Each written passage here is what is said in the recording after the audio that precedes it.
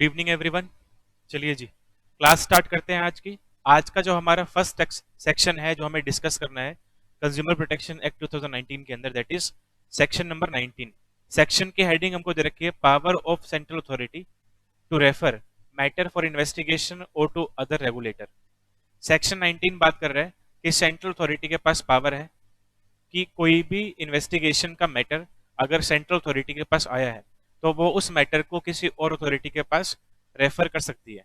देखते हैं इसमें क्या लिखा हुआ है।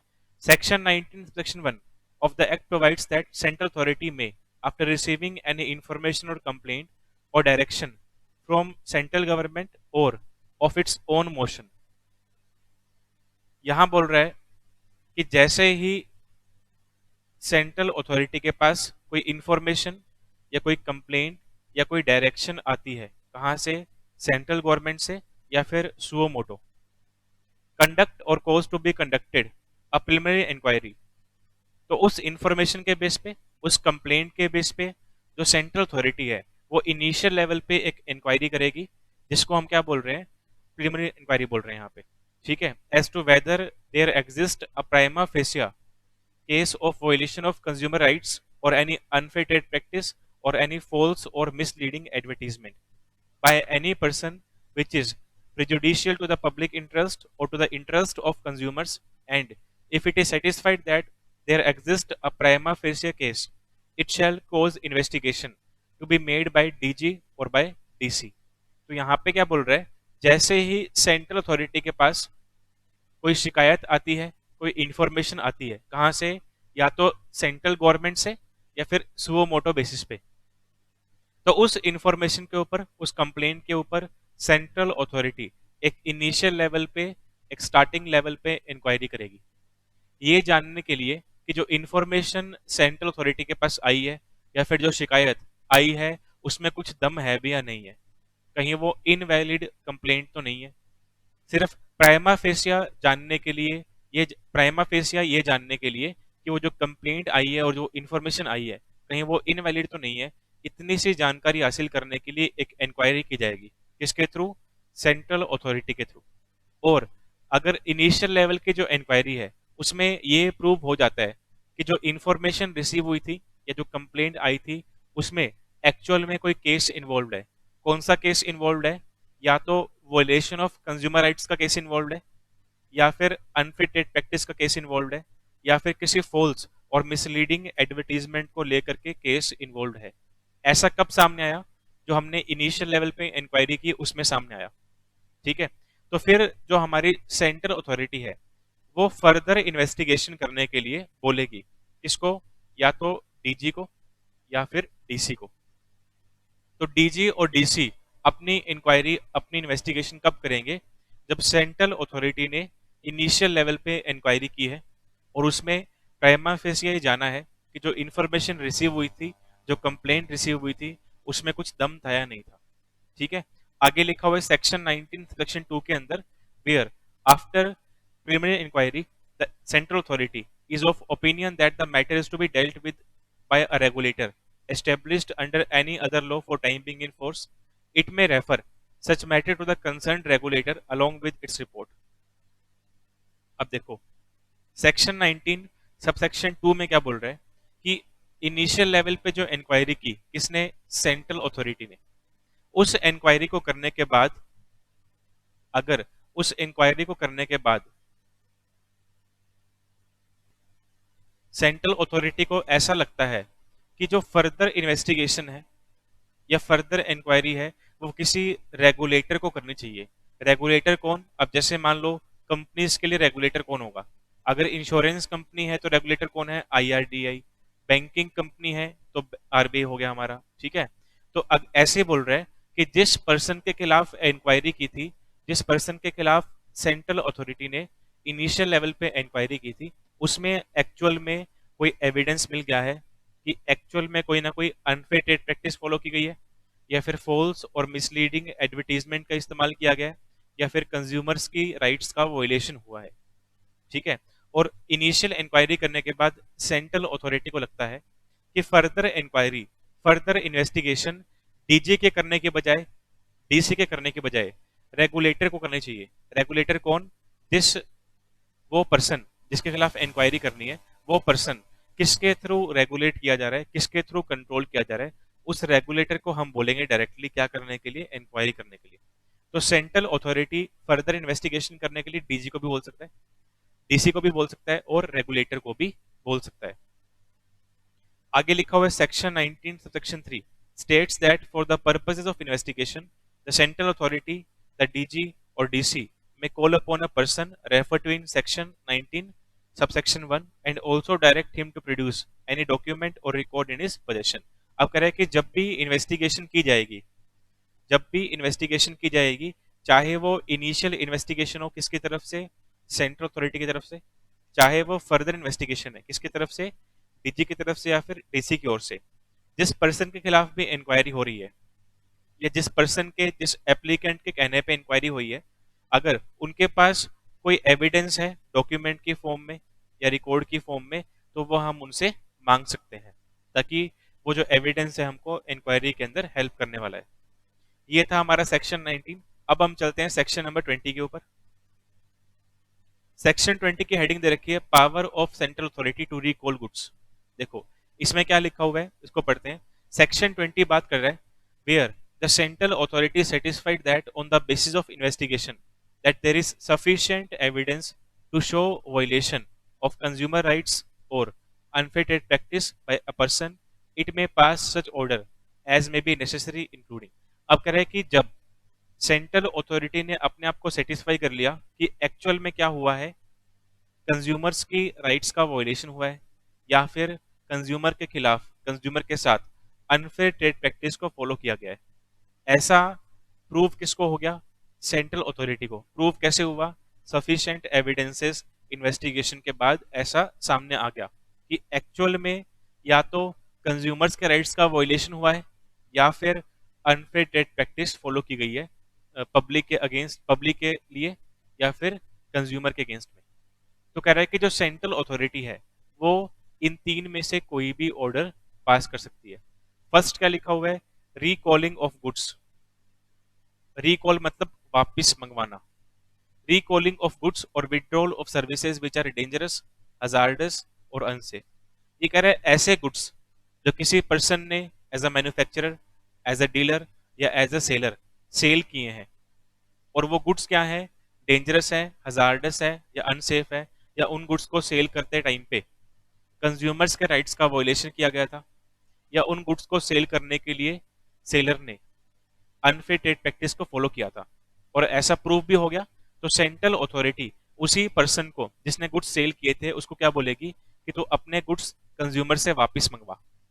ठीक है, रिकॉल करना मतलब सेलर ही बायर को दोबारा बोलेगा कि जो गुड्स आपको मैंने बेचे थे मुझे वापस दे दो वो। ठीक है, ये लिखा हुआ है ए ऑप्शन के अंदर। और ए में सर्विस भी कवर्ड है, अगर हमने सर्विस दी थी, सर्विस प्रोवाइडर थे हम, तो हम वापस सर्विस रिसीव कर लेंगे, वापस टेक बैक कर लेंगे उसको हम। बी में लिखा हुआ है reimbursement of prices of goods or services so recalled to purchaser of goods or services. अब कह रहा है कि जिन गुड्स और सर्विस को आपने रिकॉल किया है, रिकॉल करने के लिए ए में लिखा हुआ था, ठीक है, रिकॉल करने हैं। और बी में क्या लिखा हुआ है, जिन गुड्स और सर्विस को आपने वापस से रिकॉल किया है, वापस मंगवाया है, उनकी रिम्बर्समेंट करना, उसके पैसे वापस करना।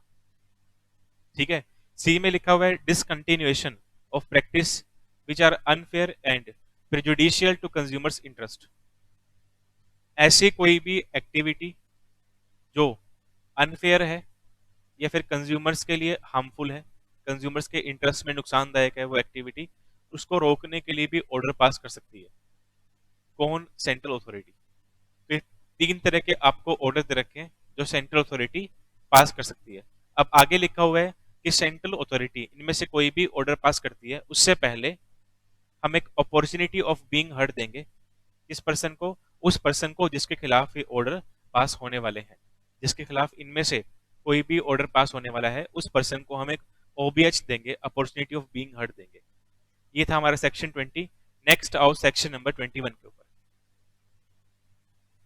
सेक्शन 21 की हेडिंग दे रखी है power of central authority to issue directions and penalties against false और मिसलीडिंग एडवर्टीजमेंट। देखो सेक्शन 20 में हमने बात की वॉयलेशन ऑफ कंज्यूमर राइट्स की और अनफेयर ट्रेड प्रैक्टिस की।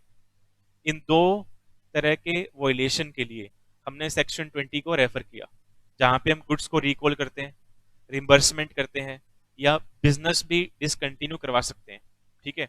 अब सेक्शन 21 जो है उसमें हम बात कर रहे हैं मिसलीडिंग और फॉल्स एडवर्टीजमेंट की, कि अगर किसी पर्सन ने मिसलीडिंग और फॉल्स एडवर्टीजमेंट इशू की तो उसके ऊपर क्या डायरेक्शन, क्या ऑर्डर पास किया जाएगा, किसके थ्रू, सेंट्रल अथॉरिटी के थ्रू। साथ ही साथ उस पर्सन पे क्या पेनल्टी इंपोज की जाएगी, ये पढ़ना है।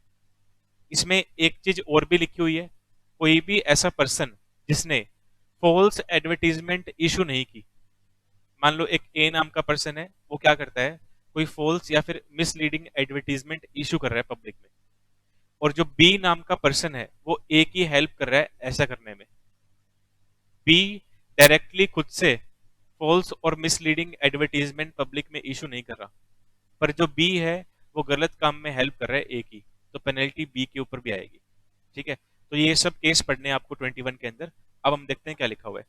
Section 21 provides that where central authority satisfied that after investigation any advertisement is false or misleading and is prejudicial to the interest of any consumer or is in contravention of consumer rights, it may by order issue directions to the concerned trader or manufacturer or endorser or advertiser or publisher, as the case may be, to discontinue such advertisement or to modify the same in such manner and within such time period as may be specified in that order. अब देखो यहाँ क्या लिखा हुआ है। ये कह रहा है कि सेंट्रल अथॉरिटी ने इनिशियल लेवल पे इन्वेस्टिगेशन की, इंक्वायरी की, और उस इन्वेस्टिगेशन में, उस इंक्वायरी में ये प्रूव हो गया, ये साबित हो गया कि एक्चुअल में फॉल्स और मिसलीडिंग एडवर्टीजमेंट इशू की गई है पब्लिक के अंदर, और वो एडवर्टीजमेंट ऐसी है जो नुकसानदायक है, किसके लिए, कंज्यूमर्स के लिए, कंज्यूमर एट लार्ज के लिए, पब्लिक एट लार्ज के लिए नुकसानदायक है वो एडवर्टीजमेंट।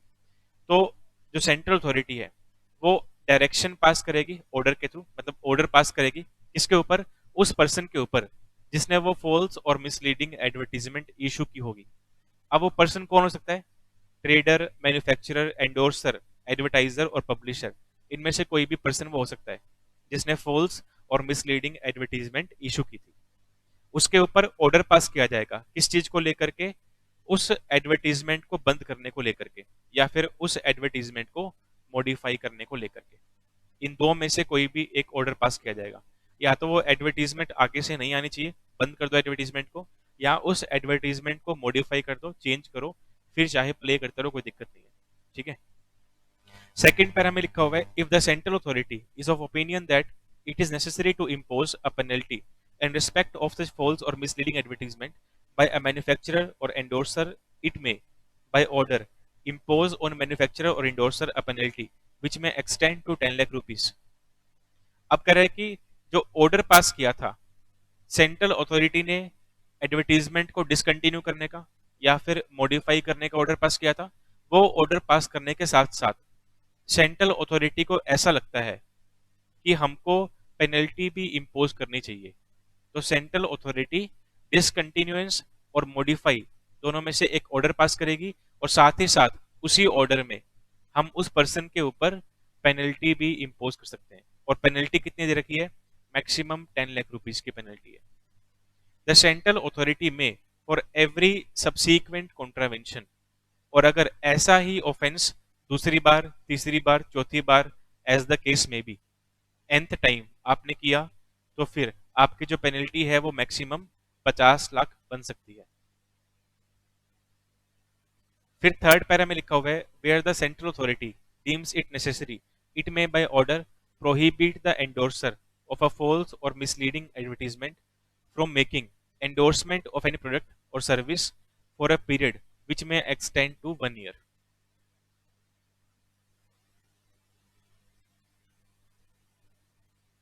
देखिए यहाँ पे क्या लिखा हुआ है, ये कह रहा है कि सेंट्रल अथॉरिटी चाहे तो, जो सेंट्रल अथॉरिटी है वो चाहे तो एंडोर्सर के ऊपर एक ऑर्डर पास कर सकती है, उसको मतलब एंडोर्सर को प्रोहिबिट कर सकते हैं कि आने वाले अगले 1 साल तक वो किसी भी एडवर्टीजमेंट की एंडोर्समेंट नहीं करेगा। ऐसा ऑर्डर पास कर सकते हैं। अब एंडोर्सर कौन होता है? एंडोर्सर जैसे कि मान लो कोई भी पर्सन जो किसी ब्रांड को प्रमोट करता है, ठीक है, जैसे बहुत सारे फेमस सेलिब्रिटी हैं जो किसी न किसी ब्रांड की एडवर्टीजमेंट करते हैं, तो उनको हम बोलते हैं एंडोर्सर। ठीक है, तो अगर सेंट्रल अथॉरिटी को ऐसा लगता है कि कोई एंडोर्सर ऐसा है और उसने क्या किया, एडवर्टीजमेंट के अंदर जो बातें बोली है गुड्स को लेकर के या सर्विस को लेकर के, वैसा एक्चुअल में कुछ भी नहीं है, तो कहीं ना कहीं गलत कौन है? एंडोर्सर भी है। ठीक है, उस एंडोर्सर को वो एडवर्टीजमेंट करनी ही नहीं चाहिए थी, बिना इंस्पेक्शन किए, बिना इन्वेस्टिगेशन किए कि जिस गुड्स की वो एंडोर्सर एंडोर्समेंट करने वाला है, उस गुड्स के बारे में, उस सर्विस के बारे में पहले जानकारी हासिल करनी चाहिए थी उसको, पब्लिक को बेवकूफ बनाने से पहले। ठीक है, तो यहाँ पे क्या बोल रहा है कि अगर एंडोर्सर की गलती होगी, जिसने एंडोर्समेंट की है, ठीक है, जैसे मान लो सचिन तेंदुलकर हो गए या कोई भी बड़े सेलिब्रिटी हो सकते हैं इसके अंदर जो फेमस है, जो एंडोर्समेंट करते हैं गुड्स को लेकर के, सर्विस को लेकर के, तो उनको भी हम प्रोहिबिट कर सकते हैं कि वो आने वाले अगले 1 साल तक किसी भी गुड की या किसी भी सर्विस की एंडोर्समेंट नहीं करेंगे, एडवर्टीजमेंट नहीं करेंगे। किसी भी गुड की, किसी भी गुड से बैन कर सकते हैं उनको हम 1 साल तक। ऐसा लिखा हुआ है यहाँ पे, सेंट्रल अथॉरिटी में फॉर एवरी सब्सीक्वेंट कॉन्ट्रावेंशन। और अगर उन्हीं लोगों ने, उसी एंडोर्सर ने जिसने पहले ये वॉयलेशन फर्स्ट टाइम परफॉर्म की थी और पेनल्टी हमने उन पे इम्पोज भी कर दी थी, दोबारा से उन्हीं पर्सन ने दोबारा से क्या किया, सेकेंड टाइम या थर्ड टाइम या nth टाइम दोबारा से वही कॉन्ट्रावेंशन कर दिया। ठीक है, तो उनकी जो प्रोहिबिशन है किसी भी गुड्स या सर्विस को लेकर के एंडोर्समेंट करने की, उसकी जो लाइफ है 3 साल तक हम एक्सटेंड कर सकते हैं। मतलब अगर किसी एंडोर्सर ने दोबारा से कॉन्ट्रावेंशन किया तो उसकी जो पनिशमेंट है वो क्या होगी कि हम अगले मैक्सिमम 3 सालों तक उनको बैन कर देंगे एंडोर्समेंट से, किसी भी गुड और किसी भी सर्विस को लेकर के। ठीक है, ऐसा कर सकते हैं। नेक्स्ट पैरा में लिखा हुआ है, where the authority satisfied after investigation that any person is found to publish or is a party to publication of a misleading advertisement, it may impose on such person a penalty which may extend to 10 lakh rupees. अब यहाँ पे publisher की बात कर रहे हैं, ये कह रहा है कि सेंट्रल अथॉरिटी चाहे तो, अगर सेटिस्फेक्शन हुआ सेंट्रल अथॉरिटी को इन्वेस्टिगेशन के बाद कि किसी पर्सन ने कोई एक ऐसी इंफॉर्मेशन पब्लिश की है जो फॉल्स और मिसलीडिंग एडवर्टीजमेंट है, तो उस पब्लिशर को हम उस पर हम पेनल्टी इम्पोज कर सकते हैं। कितनी? मैक्सिमम 10 लाख रुपीस की। No endorser shall be liable to a penalty if he has exercised due diligence to verify the veracity of the claims made in the advertisement regarding the product or service being endorsed by him। अब यहाँ पे बोल रहा है कि अगर किसी endorser ने, मान लो कोई एक ए नाम का पर्सन है, बहुत फेमस सेलिब्रिटी है ए, ठीक है, उसने क्या किया, किसी भी कंपनी के गुड्स की एंडोर्समेंट की, पर एंडोर्समेंट लेने से पहले, कॉन्ट्रैक्ट साइन करने से पहले एंडोर्समेंट का, ए ने अच्छे से उन गुड्स के बारे में ड्यू डिलिजेंस किया था कि मैं किस कंपनी की ऐड करने जा रहा हूँ, कंपनी क्या सामान बेच रही है, ठीक है, कंपनी के गुड्स हैं वो क्या काम आते हैं, उसके बारे में सब कुछ रिसर्च की थी इसने, एंडोर्सर ने। तो कह रहा है उस केस में फिर एंडोर्सर के ऊपर पेनल्टी नहीं आएगी, पर उस एंडोर्सर को प्रूव करना पड़ेगा ये बात कि उसने ड्यू डिलिजेंस की थी एंडोर्समेंट रिसीव करने से, एग्रीमेंट साइन करने से पहले। आगे लिखा हुआ है, no person shall be liable to such penalty if he proves that he had published or arranged for the publication of such advertisement in the ordinary course of his business, provided that no such defense shall be available to such person if he had previous knowledge of the order passed by central authority for withdrawal or modification of such advertisement। अब देखो यहाँ क्या बोल रहे हैं, ये कह रहा है कोई भी पर्सन पेनलाइज नहीं किया जाएगा, मतलब किसी भी पर्सन के ऊपर पेनल्टी इंपोज नहीं की जाएगी किसी एडवर्टीजमेंट को लेकर के, अगर उस पर्सन ने अपने ordinary course of business, routine activities के फॉर्म में एडवर्टीजमेंट का बिजनेस परफॉर्म किया। पर अगर प्रोवाइडेड दैट, कुछ लिखा हुआ आगे, ये बोल रहा है ऐसी कोई advertisement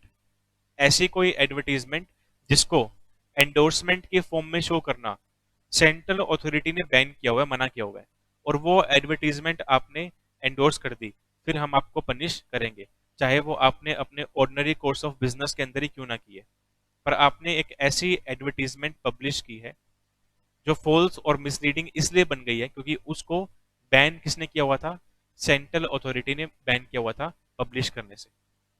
while determining the penalty regard shall be had to the following namely। अब कह रहे हैं कि जब भी हम इन सभी केसेस के अंदर सेक्शन 21 के अंदर कोई वोलेशन होता है तो उसमें जब भी हम पेनल्टी की अमाउंट फाइंड करेंगे तो किन फैक्टर्स पे फोकस किया जाएगा वो दे रखे हैं।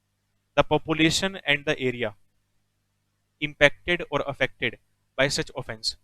जो फॉल्स और मिसलीडिंग एडवर्टीजमेंट इशू की गई है, जिस एरिया में इशू की गई है, वो एरिया कितना बड़ा है? क्या नेशनल लेवल पे वो एडवर्टीजमेंट की गई है, या स्टेट लेवल पे की गई है, या लोकल लेवल पे की गई है, या इंटरनेशनल लेवल पे की गई है? साथ ही साथ जिस एरिया में वो एडवर्टीजमेंट की गई है वहां की पॉपुलेशन क्या है? इन बातों को ध्यान में रखते हुए हम पेनल्टी की जो अमाउंट है वो डिसाइड करेंगे। सेकंड लिखा हुआ है फ्रीक्वेंसी एंड ड्यूरेशन। फ्रीक्वेंसी मतलब कितनी बार वो जो एडवर्टीजमेंट है जिसको हम फॉल्स और मिसलीडिंग बोल रहे हैं वो कितनी बार रिपीट हो रही है एडवर्टीजमेंट। ठीक है, मान लो 1 घंटे में कितनी बार टीवी पे आ रही है, ये पूरे दिन में टीवी पे कितनी बार वो एड आ रही है। ड्यूरेशन, उस एडवर्टीजमेंट का टाइम पीरियड कितना है, 10 सेकेंड, 15 सेकेंड, 50 सेकेंड, जो भी है। थर्ड लिखा हुआ है the vulnerability of class of persons likely to be affected by such offence.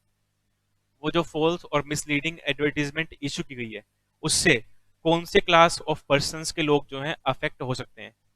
ठीक है, मेल्स या फीमेल्स, या फिर चाइल्ड, या फिर ओल्ड एज के लोग, कि कौन से क्लास के लोग ऐसे हैं जो अफेक्टेड होंगे उस एडवर्टीजमेंट से। लिटरेट या फिर इलिटरेट, रिच और पुअर, किसी भी क्लास के लोग हो सकते हैं। और लास्ट लिखा हुआ है, लास्ट फैक्टर जो हम कंसीडर करेंगे पेनल्टी के अमाउंट फाइंड करने के लिए, gross revenue from the sales affected by virtue of such offence. वो जो हमने फॉल्स और मिसलीडिंग एडवर्टीजमेंट इशू की, उस एडवर्टीजमेंट से हमें कितना ग्रोस रिवेन्यू हुआ, कितनी सेल्स बढ़ी, कितनी सेल्स नहीं हुई, उसके बेस पे भी पेनल्टी की अमाउंट डिसाइड की जाएगी। तो जब भी हम सेक्शन 21 के वॉयलेशन के केस में पेनल्टी के अमाउंट फाइंड करेंगे, इन 4 फैक्टर्स के ऊपर ध्यान देंगे। इन फैक्टर्स को ध्यान में रख के पेनल्टी की अमाउंट डिसाइड की जाएगी। और साथ ही साथ बोल रहा है कि पेनल्टी इंपोज करने से पहले सेंट्रल अथॉरिटी उस पर्सन को एक ओबीएस देगा, अपॉर्चुनिटी ऑफ बीइंग हर्ड मिल जाएगी पेनल्टी इंपोज करने से पहले। उसके बाद नेक्स्ट टॉपिक दिया हुआ है search and seizure. As per section 22 of the act, for the purpose of conducting an investigation after a preliminary inquiry under section 19(1), the director general or any other officer authorized by him in this behalf, or the district collector as the case may be, if he has any reason to believe that any person has violated any consumer rights or committed any unfair trade practice or causes any false or misleading advertisement to be made, shall। अब कह रहे हैं कि initial level पे जो inquiry हुई थी कौन से सेक्शन में हुई थी? सेक्शन 19 सेक्शन 1 में जो सेंट्रल अथॉरिटी है उसने इनिशियल लेवल पे इंक्वायरी की थी। वो इंक्वायरी होने के बाद फर्दर केस पे फर्दर इंक्वायरी कौन करता है? या तो डीजी करता है, या फिर डीसी करता है, या फिर कोई रेगुलेटर करता है। ठीक है, उसके बारे में पढ़ा था हमने। पर यहाँ पे क्या बोल रहा है कि इनिशियल लेवल पे इंक्वायरी होने के बाद जो फर्दर इंक्वायरी की जा रही है, इन्वेस्टिगेशन की जा रही है, किसके थ्रू? या तो डीजी के थ्रू या फिर डीसी के थ्रू। और साथ में जब डीसी और डीजी ने इंक्वायरी की तो उनको भी इस बात के सबूत मिल गए हैं कि या तो कंज्यूमर्स के राइट्स का वोलेशन हुआ है, या फिर अनफेयर ट्रेड प्रैक्टिस को फॉलो किया गया है, या फिर कोई फॉल्स और मिसलीडिंग एडवर्टीजमेंट इशू की गई है। Shall enter any reasonable time into any premises and search for any document or record or article or any other form of evidence and seize the document, record or article or such evidence। तो कह रहा है कि जब DC और DG अपनी further inquiry करेंगे, उस इंक्वायरी में एक्चुअल में कोई वॉयलेशन हुआ है कि नहीं हुआ, एक्चुअल में अनफेयर ट्रेड प्रैक्टिस फॉलो की गई है कि नहीं की गई, एक्चुअल में फॉल्स और मिसलीडिंग एडवर्टीजमेंट इशू हुई थी कि नहीं हुई थी, ये जानने के लिए, ये प्रूव करने के लिए हम मतलब डीजी और डीसी प्रेमाइसेस में एंटर कर सकते हैं। कौन सी प्रेमाइसेस में? जो हमारी डिफॉल्टिंग पार्टी है, जिसके खिलाफ शिकायत हुई है, उसकी प्रेमाइसेस में जाके हम वहां पे सर्च कर सकते हैं और सीज कर सकते हैं। सर्च करेंगे डॉक्यूमेंट्स को और सीज भी कर सकते हैं कोई भी रिकॉर्ड, कोई भी डॉक्यूमेंट, ताकि हम उन डॉक्यूमेंट्स को, उन रिकॉर्ड्स को एज अ एविडेंस शो कर सके कि एक्चुअल में कोई वॉयलेशन हुआ है कि नहीं हुआ। बी में लिखा हुआ है मेक अ नोट और N inventory of such record और आर्टिकल। इन्वेंट्री का मतलब स्टॉक हो गया यहाँ पे कि जिन गुड्स के बारे में फॉल्स और मिसलीडिंग एडवर्टीजमेंट इशू हुई थी उसका कितना स्टॉक पड़ा है मैन्युफैक्चरर के पास, ट्रेडर के पास या फिर सेलर के पास, उसका हम हिसाब किताब नोट करेंगे। Require any person to produce any record, register और अदर डॉक्यूमेंट और आर्टिकल। साथ ही साथ जो डीजी है या फिर डीसी है जो फर्दर इंक्वायरी कर रहा है रियल वॉयलेशन हुआ है कि नहीं हुआ ये जानने के लिए, वो किसी भी पर्सन से केस से जुड़े हुए कोई भी डॉक्यूमेंट, कोई भी रजिस्टर, कोई भी इंफॉर्मेशन मांग सकता है। The provisions of CRPC regarding to search and seizure shall apply as far as may be for search and seizure under this act। तो कह रहा है कि जैसे हम CRPC में सर्च और सीजर करते हैं, सेम टू सेम एग्जैक्टली वैसे ही सर्च और सीजर कंज्यूमर प्रोटेक्शन एक्ट 2019 के अंदर भी किया जाएगा। Every document, record or article seized or produced shall be returned to the person from whom they were seized or produced or who produced the same within a period of 20 days of the date of seizure or production, as the case may be, after the copies thereof or extract therefrom certified by that person in such manner as may prescribed have been taken। अब कह रहे हैं कि जो original records DG या फिर DC के पास गए थे, डीजी और डीसी के पास रिकॉर्ड क्यों गए थे? क्योंकि वो फर्दर इंक्वायरी कर रहे थे। किसके कहने पे? सेंट्रल अथॉरिटी के कहने पे। ठीक है, सेंट्रल अथॉरिटी के कहने पे डीजी और डीसी फर्दर इंक्वायरी कर रहे थे और उस इंक्वायरी के लिए उनको ओरिजिनल डॉक्यूमेंट्स, ओरिजिनल रिकॉर्ड्स की जरूरत थी, तो मंगवाए। तो कह रहे हैं कि original documents, original records DG या फिर डीसी एज द केस में भी जिसके पास भी इंक्वायरी चल रही थी, वो अपने पास उन रिकॉर्ड्स को मैक्सिमम 20 डेज तक रख सकते हैं। पर डीजी और डीसी जहां पर भी इंक्वायरी चल रही है वो उन ओरिजिनल डॉक्यूमेंट्स की एक कॉपी मांग सकते हैं। ठीक है, और वो कॉपी प्रोवाइड करनी पड़ेगी। पर ओरिजिनल डॉक्यूमेंट रखने हैं आप मैक्सिमम 20 डेज तक अपने पास रख सकते हो। पर डुप्लीकेट कॉपी चाहिए उसमें कोई दिक्कत नहीं है, मिल जाएगी आपको। Where any article seized are subject to speedy और नेचुरल डीके।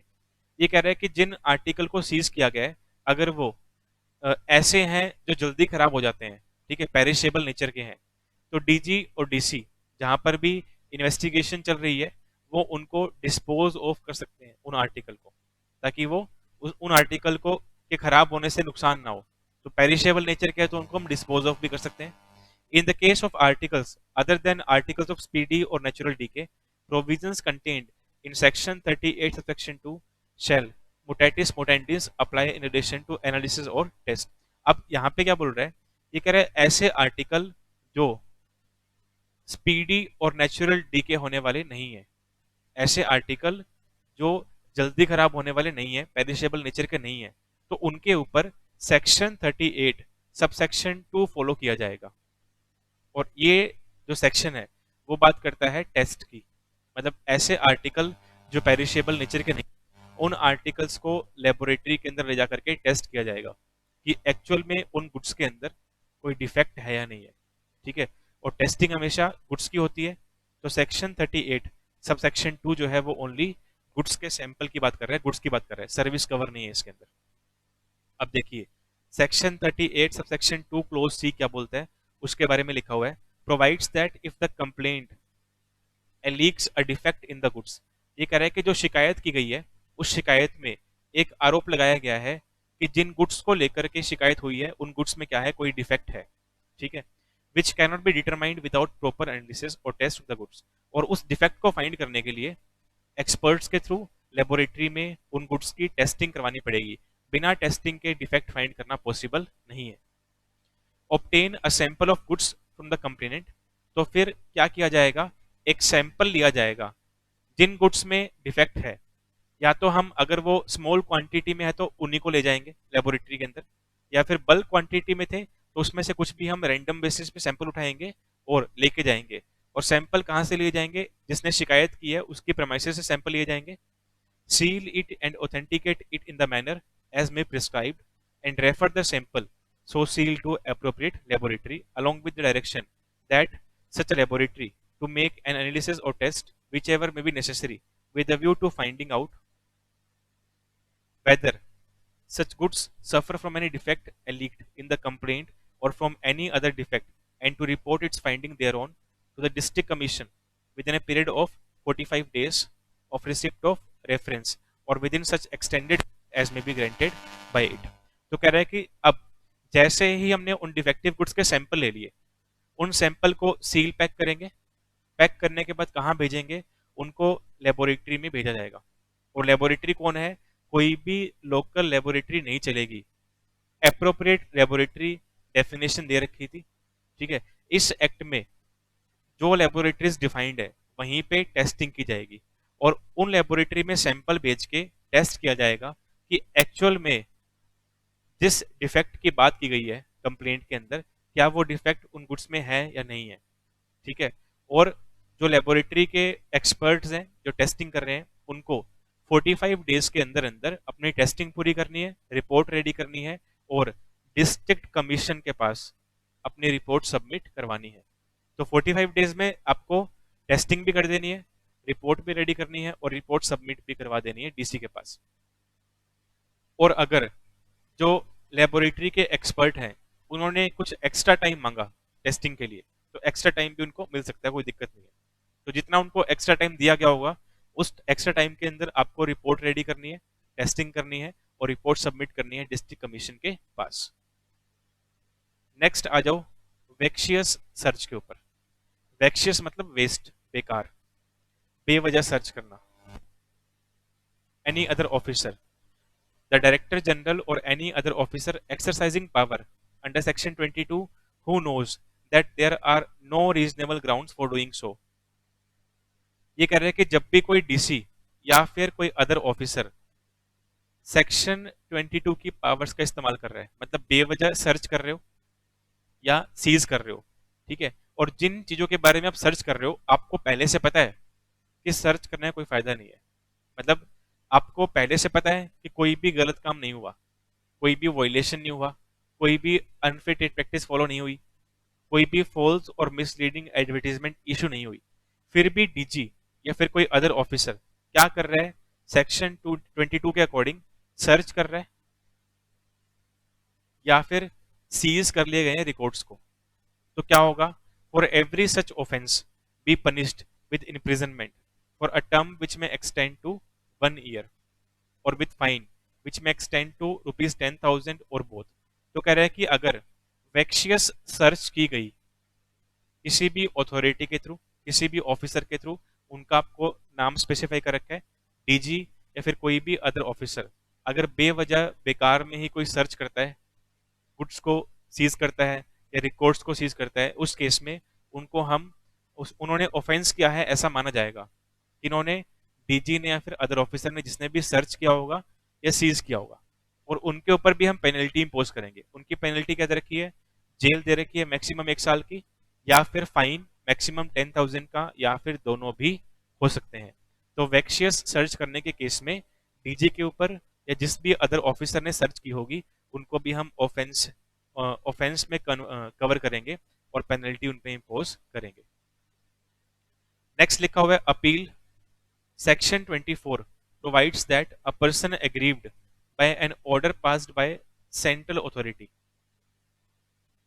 under Section 20 और 21।